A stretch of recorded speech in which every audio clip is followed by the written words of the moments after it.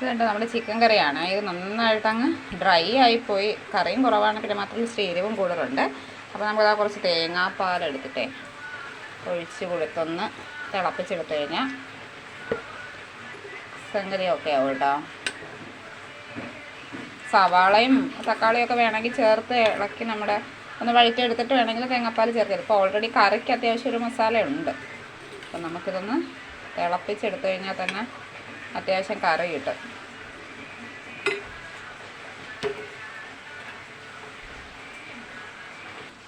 ഇതങ്ങനെ ഫൈനലി നമ്മളിതാ കറി ഇങ്ങനെ ആയിട്ടുണ്ട് കേട്ടോ. ഇതിപ്പോൾ ചട്ടിയിലായതുകൊണ്ടാണ്. ഇന്നും കൂടെ വേകുമ്പോൾ ആ കളറും എല്ലാം നമുക്ക് കിട്ടും. ഞാൻ പിന്നെ കുറച്ച് ഉപ്പും കുറച്ച് ഗരം മസാലയും കൂടെ ഇട്ടിട്ടുണ്ടായിരുന്നു കേട്ടോ.